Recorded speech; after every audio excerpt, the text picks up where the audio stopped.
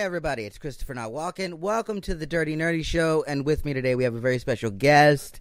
Guys, you know him, you love him. He looks a little bit like Chris Stuckman, and guys, welcome Badger ASMR. Hey, thanks, Chris. Thanks for having me. That is possibly the best introduction I've ever had in my life. So thank you so much for that, and thanks for having me on the show, man. Oh, you are most welcome on the show. We're very happy to have you. So let's jump right into it. How'd you start doing ASMR? How'd you find it? I found it kind of by accident. I used to go on a website called crack.com, which is like a humor site. Yeah. And I found it in one of the articles in that, maybe 2 or 3 years ago, and just clicked through out of curiosity and found Maria, as I think most of us do at the start of looking into ASMR. So I was kind of skeptical, but I thought, you know what, I'll click on it and have a listen, have a watch, and I couldn't believe it when it actually, had that effect when I experienced the ASMR. It's like, okay, this is a real thing. And I thought, I'm quite special. I can actually feel this. This is awesome. Not everybody gets to experience that. And it kind of brought back memories of being a kid and getting my hair cut and having stories read to me. Yeah. It brought all that stuff back. So it was really nice, yeah. So kind of just took it from there and, clicked through and linked videos and that sort of thing, and just took it from there, really. Yeah. Who were some of your favorite people that you listened to when you first started, and who are some of your favorites now? They're probably one and the same.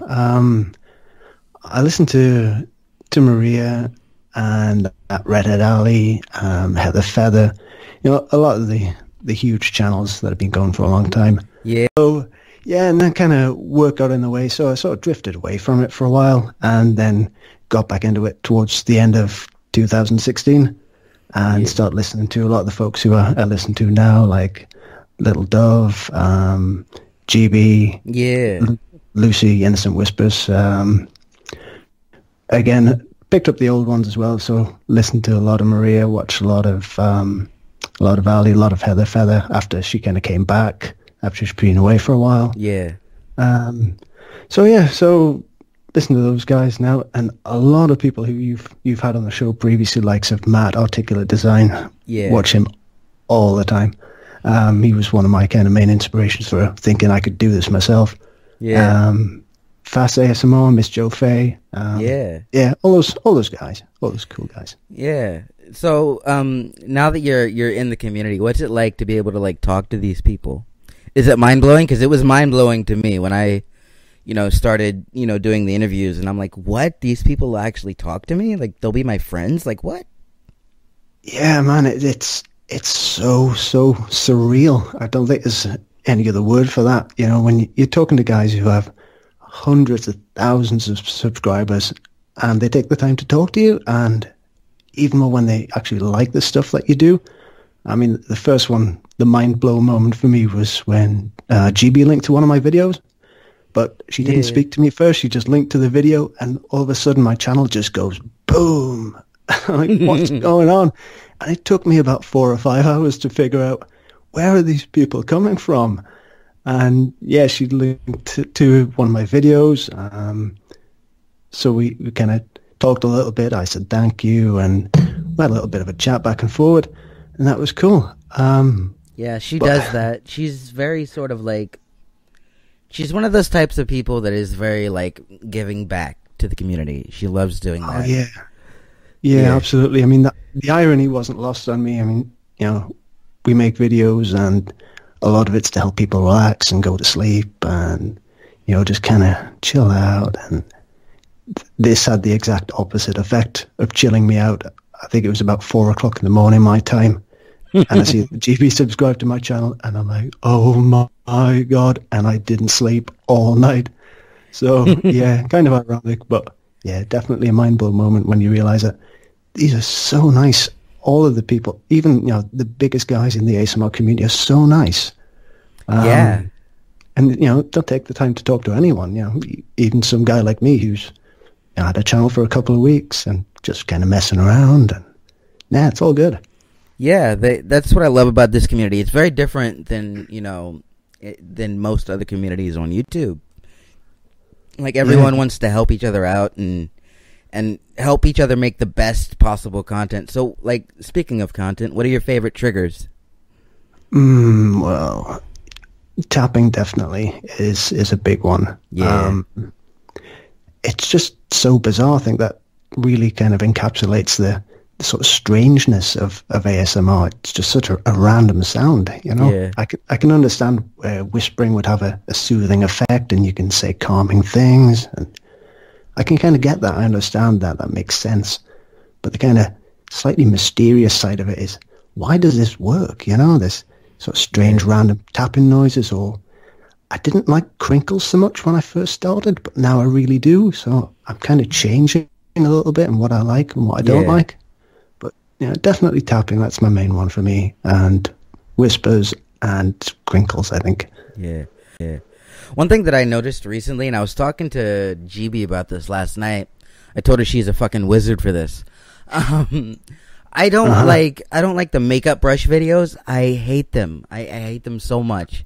But I was having really bad anxiety last night, and I just watched one of hers, and it worked, and it really chilled me out. And then I watched another one of hers, and another one of hers, and it worked. And then I went to somebody else's, and I was like, oh no! But I went back to hers, and it was fine. Yeah, I saw that on Twitter actually the other night when you were talking about that. Yeah, and it is strange, isn't it? And that's why I think your channel does such great work in helping people get to know the creators in the community, because I think it is about when you know somebody, or you have that feeling of being familiar with someone, you have that kind of greater connection, and the triggers have a greater effect, I think, which is why someone who you really like could do something where if you picked up that trigger on a random video, maybe it has no effect, or you maybe even really hate it. But if it's someone who you like and someone who you feel that connection with, then that trigger can do things, and it can work for you just like that. Yeah. So do you think that the fact that it is your friend, do you think that would have more of an effect for you? Yeah, I think it does. I suppose it depends on the trigger, maybe. But definitely anything where it's softly spoken or there's whispering involved. Yeah. You do have that human connection. I think that is much better when you know that person, and you kind of have a bit of a taste of the personality, a bit of the flavor of what that person's about, and it feels genuine. It feels real. What do you think are some of the benefits of ASMR? Not only that have like helped you, but if you were like talking to somebody that's never heard of ASMR, like how would you tell them that this could possibly like help them? Oh, I've had this kind of conversation with myself so many times as to how do I explain what it is I do, and what is it about, and why is it a good thing? I don't know, really. It's a tough one for me, and I think it's probably because before I came into it, that's all it was to me, was this sort of tingling kind of relaxation thing. Yeah. And what I really didn't appreciate until I started making these videos and getting feedback from people in the comments and on Twitter was how much of a role it plays in anxiety relief, and people who struggle with depression and mental health issues. I really, really didn't appreciate that until after I started making videos. So as someone who doesn't really, fortunately, have too much of a hard time with that, I'm not a particularly anxious person. And I've been very lucky to be, pretty on the level with mental health and that sort of thing. I find that hard to appreciate that myself. So I don't know. I think I just have to talk about the kind of the messages I've got and the response I've got, and I'm sure the other creators get this as well. You can help people through a hard time. It brings kind of comfort to people who feel alone or anxious, and it doesn't matter why it works. It's just that it does, because it's so hard to find that comfort now. Yeah, especially in this day and age, it's really hard to find that level of connection with things. Yes, I mean, especially when we live so much of our lives online, and it's so easy for someone to just ghost and disappear. At a click they're gone, and the connections are so kind of temporary and they're kind of superficial. But this feels like like something more than that. Yeah. That's why I love the community. What are some of the goals that you have for your channel in the future? Like things that you want to try? I mean, goals-wise, if you want to put numbers on things, I'm looking forward to hopefully getting 1,000 subscribers at some point in the next few months. That would be really nice. Oh yeah. So I'm floating around 800 or so at the moment. So I may get there. I think I probably will at this stage. I'm starting to get a little bit more confident that okay, maybe I actually do make stuff that's not too bad, and some people actually quite like it. So yeah, 1,000 would be really nice. In terms of content, though, I just need to be able to invest in a bit more equipment. I'd love to try some green screen stuff. I've got a room now where I can kind of set up an almost permanent studio. So it's a case of just investing in that, so I can get a bit more creative with kind of scenarios and maybe get into role plays a little bit more, despite my very limited acting abilities. Okay, so we have a fan question. Are you ready for this? Yeah, okay, brace myself. Yeah, okay, hit me. Go. ASMR people, a.k.a. Jason, good friend of the show, been on the show. And hi, Jason. And he's, one of our longtime supporters over here at Dirty Nerdy. He writes, you have said that The Great Escape is one of your favorite movies. What's your favorite scene?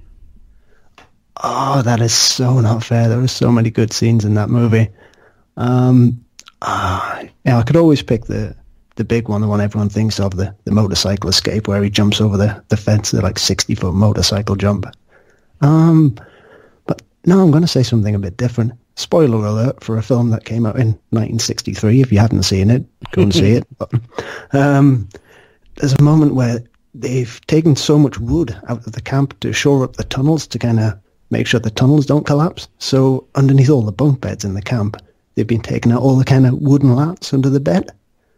And they've not told this guy about this at all. So he's happy as anything, comes walking into the bunk room and goes to jump onto the top bunk bed and jumps and just crashes right through the thing. And I don't know why that makes me laugh so much.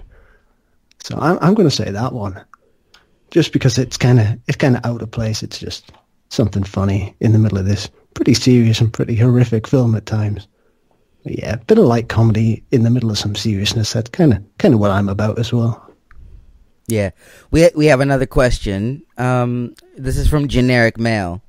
He always DMs me his questions, so like people don't get to peek. Which I know, I love that we get to throw you off guard. Yeah, I'd expect nothing less from that guy. He would like to know, how long have you been playing guitar, and who is your favorite guitarist? Well, I've been playing guitar for about 17 years, I suppose. I started off playing bass guitar and then started playing like the regular guitar. Yeah. So, favorite guitar player, man. I'm gonna say Damien Rice, who's like a Irish singer-songwriter. I've heard of him. Yeah, he does a song called Cannonball, which if you haven't heard it, you really need to check it out. It's a beautiful, beautiful song. So, Generic Mail also said that it was really hard to find a good question for you because you have a girl that always asks you questions on Curious Cat. Yeah, I do. I had a question of the day for a while, so that was like at least one question a day for about 2 weeks or something like that. So, yeah, she kind of wiped out a lot of the good questions. Show today. I really do appreciate you coming on. Guys, this is Badger ASMR. Make sure you subscribe to him. Where can the people find you on social media? Yeah, you can find me on YouTube, obviously. I'm quite active on Twitter when I get the chance, so it's just at Badger ASMR on Twitter. And I did decide whether it's a good idea or not to open a Snapchat, so same again on Snapchat. Have a look, see what I'm up to. It's just Badger ASMR. Yeah. If you liked this video, guys, make sure you hit that like button. If you haven't already, go ahead and hit the subscribe button. Make sure you subscribe to Badger ASMR. And right now, if you're thinking, what else can I do to support the show? Right now, you'll see a little Patreon button. And for $1 a month, you can get early access to our videos. You can get extended interviews, just go have a look and see what's available on our tiers on Patreon. And yeah, if you want to, go ahead and be a part of it. We would love to have you be a part of the Dirty Nerdy Show family. But yeah, my name is ChristopherNotWalken. That is Badger ASMR. This is the Dirty Nerdy Show, and we will see you in the next video. Bye-bye.